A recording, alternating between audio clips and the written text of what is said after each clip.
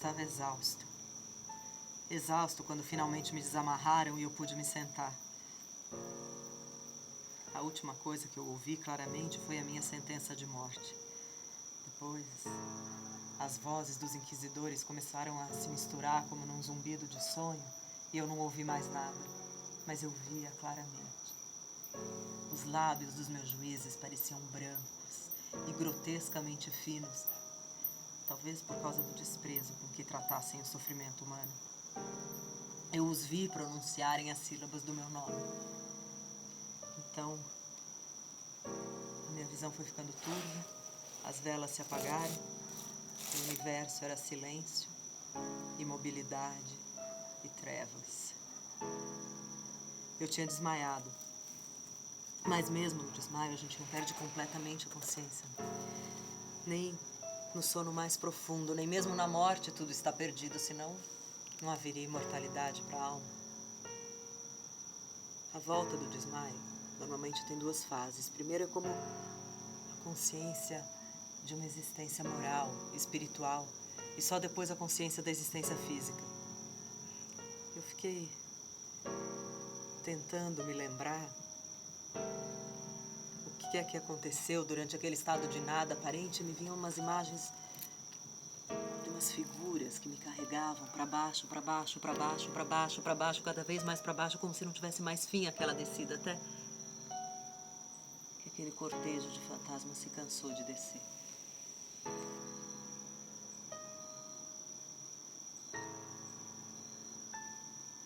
Então me veio a lembrança completa do meu julgamento, da sentença de morte e o esquecimento de tudo que aconteceu depois.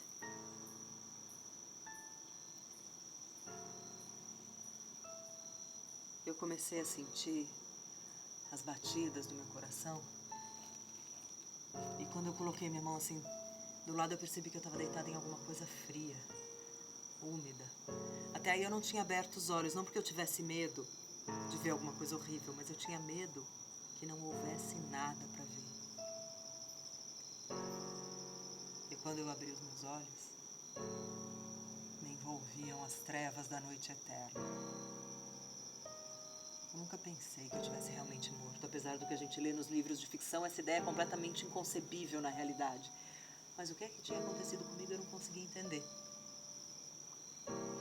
Normalmente, os condenados em Toledo eram mortos nos autos de fé. E no mesmo dia do meu julgamento, ia ter uma dessas cerimônias, então não fazia o menor sentido que eu tivesse sido poupado. Até porque os condenados eram exigidos sem cessar pela multidão. Será que eles tinham me jogado ali para morrer de fome?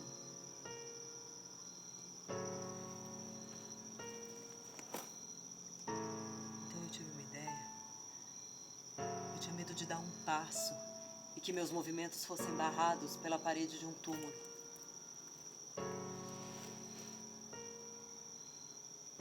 Eu dei muitos passos. Eu vi que pelo menos o meu destino não era o pior de todos. Enquanto eu caminhava pela minha cela, tentando me esquecer de todos os rumores, dos horrores que eu já tinha ouvido que aconteciam em Toledo, eu tropecei na barra da minha calça e caí. Mas eu caí assim, com o meu queixo encostando no chão e a cabeça mais baixa, só que a cabeça não encostava em nada. Então eu senti um vapor pegajoso, um cheiro de cogumelo em decomposição. Comecei a tatear e percebi que eu tinha caído na borda de um poço. Uma pedrinha se desprendeu e foi batendo na lateral do poço até um mergulho surdo na água. Durante muito tempo eu fiquei muito agitado pensando naquela coincidência que tinha me impedido de cair dentro do poço. Até que finalmente eu dormi e quando eu acordei tinha do meu lado uma bilha com água e um pedaço de pão. Eu estava com muita sede, então eu virei aquela água toda de uma vez e ela devia ter alguma droga, porque imediatamente eu senti um sono de morte. Quando eu acordei de novo, a minha posição tinha mudado um pouco. Eu estava deitado num estrado de madeira e com o corpo todo preso por uma tira de couro. Só ficava um pedaço do meu braço e a cabeça livre para que eu pudesse me alimentar. E agora entrava um pouco de luz pela minha cela. Então, pela primeira vez, eu pude ver o chão de pedra, com o poço no centro. E as paredes eram de ferro ou algum outro metal, com umas figuras.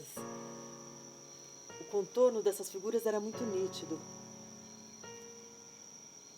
Mas as cores não. Eram umas figuras demoníacas. O teto da minha prisão tinha 10 metros de altura. E era desse mesmo material das paredes. Com essas figuras. E teve uma figura que me chamou a atenção. Era como a figura do tempo, como normalmente ela é representada, mas ao invés de ter uma foice nas mãos, ela tinha um pêndulo. Desses de relógio antigo, sabe? E eu tive a impressão que aquele pêndulo se movia quase imperceptivelmente. Então, um barulho me chamou a atenção aqui embaixo. E eu vi que uns ratos tinham saído de dentro do poço. Eu fiquei tentando salvar a minha comida. Eu não sei se isso demorou meia hora ou uma hora, mas quando eu olhei de novo, o pêndulo oscilava de quase 1 metro. A parte inferior dele era uma meia-lua de aço, de uns 30 centímetros, como uma navalha. Dava para ouvir o assobio dele cortando o ar. E eu percebi que ele descia, muito lentamente. Eu não preciso dizer como foram os dias seguintes, né? Eu tenho a impressão que foram muitos dias em que aquele pêndulo veio descendo quase imperceptivelmente. Eu cheguei a cansar o céu com as minhas súplicas pedindo para ele descer mais rápido. Quando ele já estava próximo de mim, eu cheguei a tentar alcançar o pêndulo com o meu corpo. Eu vi que ele fazia um ângulo reto com o meu corpo e ele me atingiria na região do coração. Eu fiquei pensando que a primeira coisa que ele ia fazer era rasgar minha roupa. Eu não sei porque eu fiquei pensando nisso, mas eu fiquei pensando nisso. Depois de um daqueles intervalos de completa inconsciência, eu acordei me sentindo muito fraco. Eu acho que eu estava quase morrendo de inanição. E quando eu levei um pouco de comida até a minha boca, eu tive uma ideia. Era um pensamento feliz. Eu não consegui completar essa ideia. Eu acho que toda aquela situação tinha me transformado num idiota. Eu não tinha o menor domínio sobre os meus pensamentos. Mas era um pensamento feliz.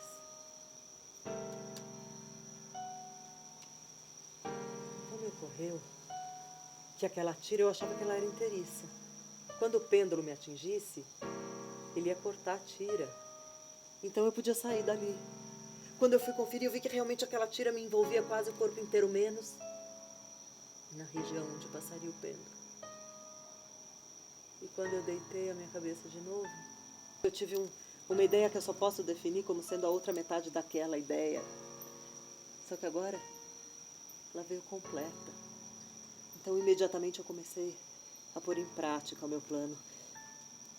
Eu esfreguei um resto de carne oleosa que tinha no meu prato, naquela tira, em todas as direções onde eu alcançava, e fiquei completamente imóvel. Porque eu pensei, aqueles ratos, a que espécie de alimento eles estão acostumados dentro do poço? Em alguns segundos eu tinha dezenas, a minha impressão é que eram centenas de ratos em cima de mim. Eu quase não conseguia respirar com o peso deles.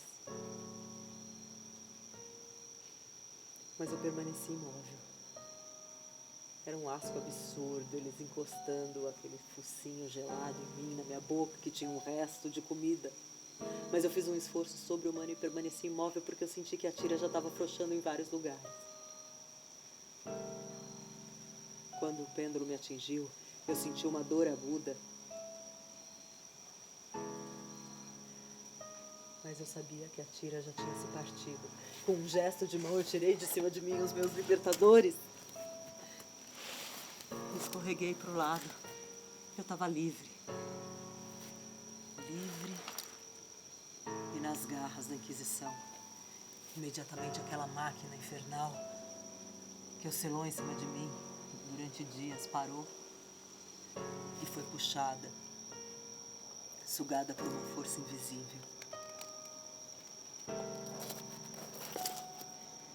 Pela primeira vez, eu pude ver de onde entrava a luz na minha cela.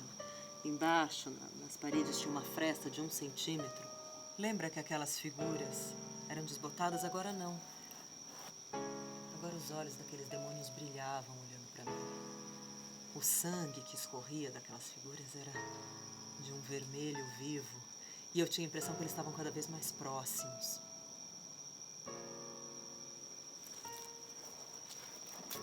Então eu senti o cheiro do ferro em brasa e entendi o que estava acontecendo.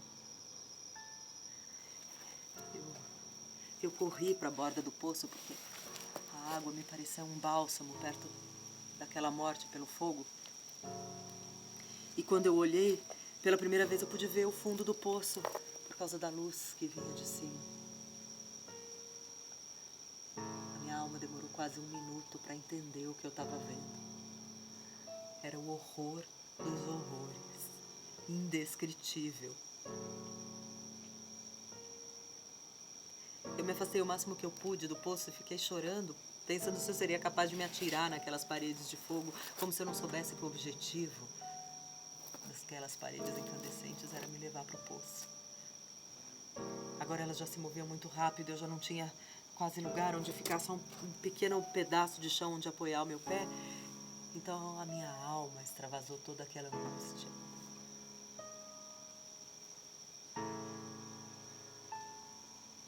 Então eu ouvi o ruído de muitas vozes,